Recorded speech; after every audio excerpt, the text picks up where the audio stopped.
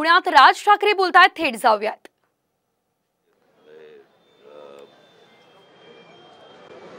मुळात पाणी सोडताना तुम्ही लोकांना ज्या प्रकारे सांगायला पाहिजे होतं की त्यांनी सांगितलं नाही अशाला भाग नाही. त्यांनी सांगितलं होतं पण ते कमी प्रमाण होतं त्याचं. एवढं पाणी सोडणार याची कल्पना लोकांनाही नव्हती. त्यात मुळामुठामध्ये झालेलं अनधिकृत बांधकामं आणि त्या बांधकामांमुळे त्या घरामध्ये शिरलेलं पाणी. मी काल जाऊन आलो. अत्यंत वाईट परिस्थिती आहे त्या संपूर्ण घरांची. आणि मला असं वाटतं की शासनाने या सगळ्या गोष्टींचा नीट विचार करणं गरजेचं आहे. कारण त्यांना आता इन्शुरन्स पण नाही आहे. कळलं का? गाड्या सगळ्या वाहून गेल्या त्यांच्या. आणि इन्शुरन्सवाले म्हणतात की बाबा काही नैसर्गिक आपत्ती असेल तर आम्ही इन्शुरन्स देऊ शकत नाही. मग जर समजा या गोष्टींची पूर्वसूचना न देता जर पाणी सोडलं असेल आणि लोकांचं नुकसान झालं असेल तर मला असं वाटतं की राज्य सरकारने याच्यामध्ये त्यांना मदत करणं आवश्यक आहे आणि गरजेचं आहे. असं वाऱ्यावरती सोडून चालणार नाही.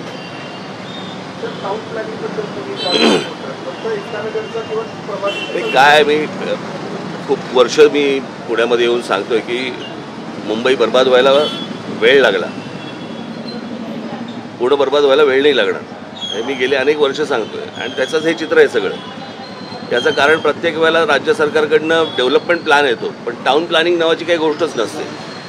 किती गाड्या येत आहेत, किती स्कूटर्स येत आहेत, त्या पार्क कुठे होणार, लोक राहणार कुठे, लोक बाहेर कसे काही बाबा तिथे काही किती काय आहे टाउन प्लॅनिंगला. एका काही काय म्हणू आपण त्याला, काही हजार लोकांसाठी, काही लाख लोकांसाठी, लाख नाही पण हजार लोकांसाठी तिथे काही ज्या उपाययोजना कराव्या लागतात. म्हणजे उदाहरणार्थ तिकडे हॉस्पिटल असावं लागतं, कॉलेज असावं लागतं, शाळा असावी लागते, बागा असाव्या लागतात. हे सगळ्या गोष्टी या टाउन प्लॅनिंगमध्ये येतात. आणि असली कोणतीही गोष्ट मला असं वाटतं आपल्या कोणत्याही शहरांमध्ये राबवली जात नाही. दिसली जमीन की वीक. कळलं का? एवढा एकच उद्योग फक्त सुरू आहे. आणि महानगरपालिकांमधले अधिकारी आणि राज्य सरकारमधले काही लोक आणि मग काही बिल्डर्स या सगळ्या नेक्ससमधनं या सगळ्या गोष्टींचा बर्बाद होत जाणारी शहरं. हे थांबत नाही आहे. आज पुण्यासारखं शहर जर समजा आपण बघितलं तर एक शहर राहिलेलं नाही आहे. ते 5-5 शहरं झाली आहेत त्याची.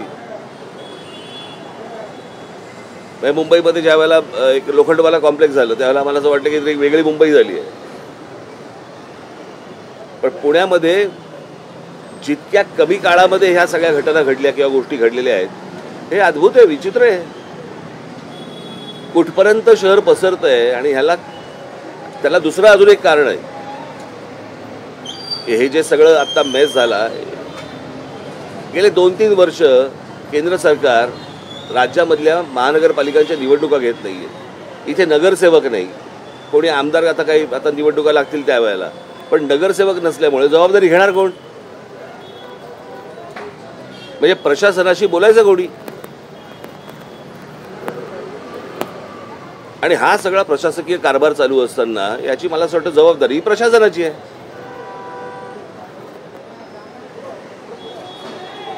त्यांनी या लोकांना धीर दिला पाहिजे. आता तिकडे काहीतरी ते रिडेव्हलपमेंटचा काहीतरी विषय आहे. रिडेव्हलपमेंटचा विषय त्यांच्याशी बोला तरी तुम्ही.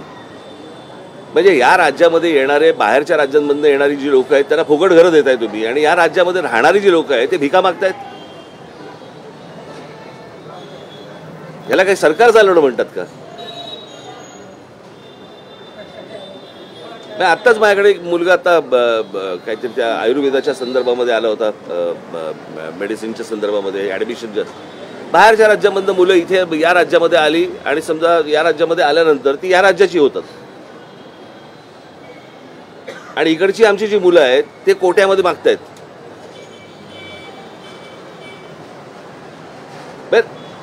राज्य म्हणून कोणाचं लक्ष आहे की नाही? प्रत्येक जण आपापल्या राज्याचा विचार करतोय. महाराष्ट्राचा कोणी विचार करणार आहे की नाही?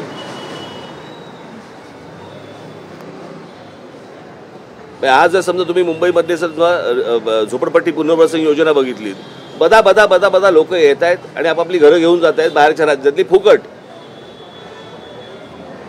आणि स्वतःच्या कष्टाचे पैसे घालून जी लोक जमिनी घेत आहेत किंवा फ्लॅट घेत आहेत वगैरे वगैरे ते वाऱ्यावर पडलेत, जे या राज्याचे मालक आहेत.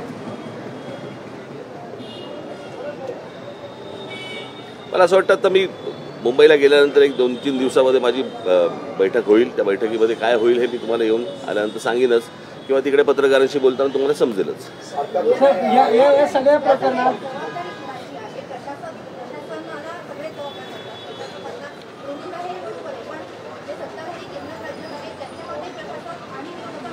मला असं वाटतं हा राज्य सरकारचा विषय आहे आणि राज्य सरकारच्या खात्याचा आणि महानगरपालिकेचा हा संबंधित ही जबाबदारी आहे.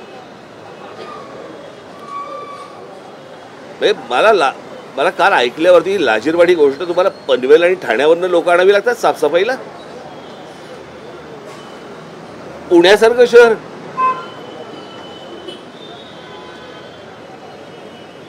इथे राज्यातनं सोडा बाहेरच्या आपल्या राज्यातनं सोडा बाहेरच्या राज्यामधनं लोक येत आहेत, राहत आहेत की एक चांगलं शहर म्हणून, आणि त्या शहरामधली ही कमतरता.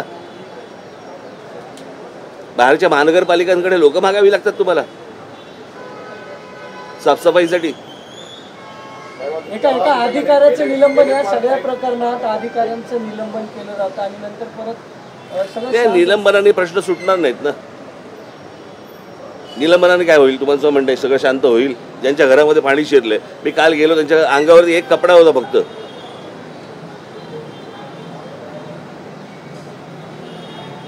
आता समजा तिथे रोगराई वाढली, ते कोण बघणार?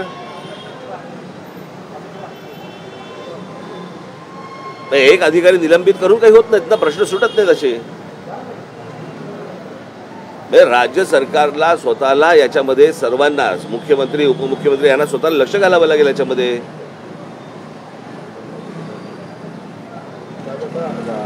आता जो उल्लेख केला की पुण्याची 5 शहरं झालेली आहेत.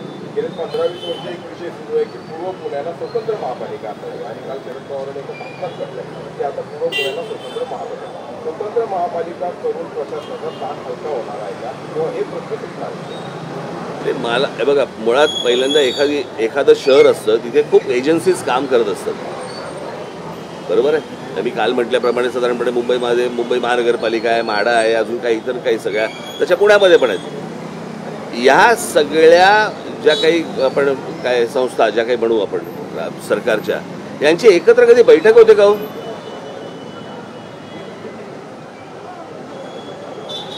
कोणीतरी यायचं, पाईपलाईन घालायची, पाईपलाईन घातली, फुटपाथ केला, फुटपाथवाले मग फुटपाथवाले येणार नवीन टाईल बसवायला. हे सतत चालू राहतं. याचं कारण टेंडर निघाली की पैसे काढता येतात त्यातनं. त्याच्यामुळे चांगले रस्ते तुम्हाला द्यायचे नाहीत, चांगले फुटपाथ तुम्हाला द्यायचे नाहीत. मी मगाशी म्हटलं ना, हे सगळं नेक्सस आहे. आणि हे मला असं वाटतं की या शहरामधले जे नगरसेवक आहेत, या नगरसेवकांनी आता नीट जाणीवपूर्वक लक्ष दिलं पाहिजे.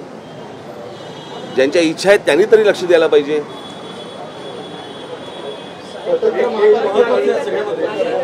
नाही, मी परत तेच सांगतो ना, आता एक असली काय आणि स्वतंत्र असली काय.